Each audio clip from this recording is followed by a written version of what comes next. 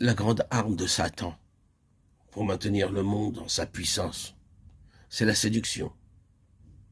Séduction savamment préparée et dosée pour induire les hommes dans l'erreur à toutes les périodes de leur vie.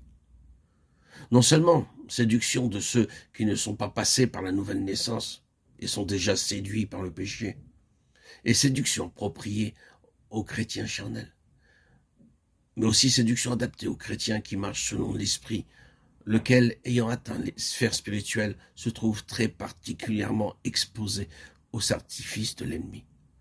Lorsque les séductions qui retenaient l'homme captif dans sa première condition et celles qui l'assaillent lorsque, devenu chrétien, il est encore charnel, sont brisées, supprimées. Lorsque l'homme a atteint les lieux célestes décrits par saint Paul dans l'épître aux Éphésiens, il se trouve au centre même de l'activité intense, rusée, subtile et infernale du malin et des esprits séducteurs. Et ceci l'attaque alors avec une persévérance inlassable, parce qu'il est uni au Sauveur ressuscité et glorifié.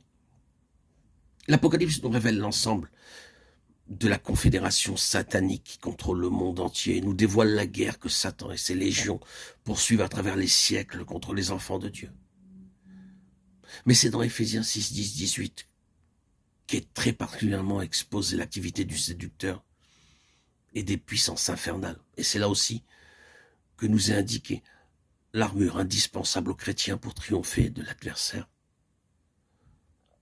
Ce passage nous enseigne que c'est lorsque le croyant a atteint l'expression la plus élevée de son union avec le Seigneur, et lorsque l'Église a atteint sa parfaite croissance, que se livre dans les lieux célestes le combat le plus serré, le plus terrible, qui se soit jamais livré. À mesure que l'Église de Christ approche du temps de la fin et que la puissance du Saint-Esprit agit en elle pour l'amener à la perfection et la préparer en vue de l'enlèvement, toutes les forces du séducteur et de ses légions d'esprits menteurs sont mobilisées contre les membres vivants du corps de Christ.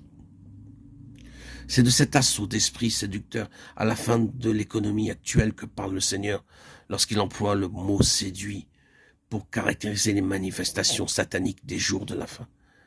Prenez garde qu'aucun homme ne vous séduise, dit-il, car plusieurs viendront en mon nom, disant « Je suis le Christ », et ils séduiront bien des hommes.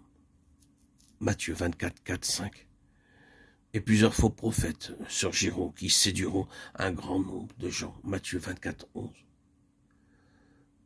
Car il surgira de faux Christ et de faux prophètes, faisant de grands signes et prodiges, afin de séduire si possible même les élus. Matthieu 24, 24.